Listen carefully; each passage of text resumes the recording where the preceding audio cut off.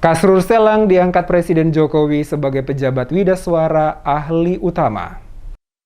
Mantan Sekretaris Daerah Provinsi Maluku Kasrul Selang resmi diberhentikan dari jabatannya sebagai Sekda. Selanjutnya Kasrul Selang diangkat oleh Presiden RI Joko Widodo untuk mengemban jabatan baru, yakni sebagai Widaswara ahli utama pemerintah Provinsi Maluku sesuai SK Presiden nomor 58/N tanggal 10 Desember 2021 tentang pemberhentian jabatan pimpinan tinggi media dan pengangkatan jabatan fungsional ahli utama. Prosesi pelantikan Kasrul Selang dilakukan Wakil Gubernur Maluku Barnabas Nathaniel Orno di kantor Gubernur Maluku, Jalan Patimura nomor 1 Kecamatan Sirimau, Kota Ambon pada hari Senin 20 Desember sore. Bersamaan dengan itu, Wagub juga melantik pejabat pimpinan tinggi Pratama berdasarkan SK Gubernur Murad Ismail nomor 769 tanggal 17 Desember 2021, yaitu Sulkarnain selaku Kepala Dinas Kesehatan Maluku, Raden Afendi Hasanusi, Kepala Biro Umum Setda Maluku, dan David Katayane sebagai Kepala Biro Pimpinan Administrasi.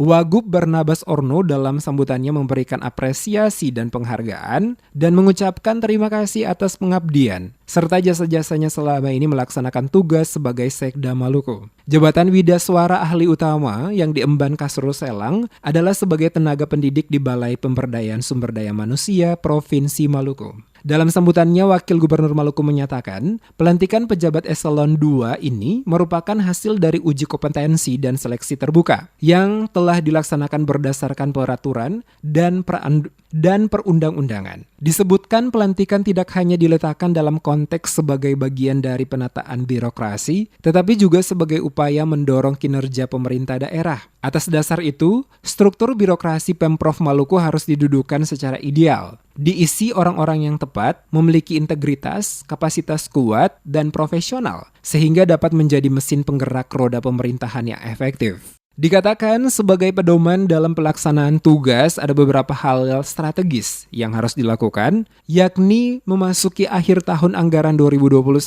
para pejabat yang baru dilantik dapat segera beradaptasi dengan lingkungan kerja dan jabatan baru. Memasuki revolusi 4.0 dengan tantangan kompetisi dan perubahan dunia yang sangat cepat, dibutuhkan kreativitas yang mumpuni. Untuk itu, diperlukan keberanian mengambil jalan perubahan, melakukan reformasi dan meninggalkan pola pikir lama. Wagub juga mengingatkan senantiasa menjaga integritas sebagai pejabat publik dan memegang teguh sumpah atau janji, serta harga diri dari segala bentuk praktek korupsi, kolusi, dan nepotisme.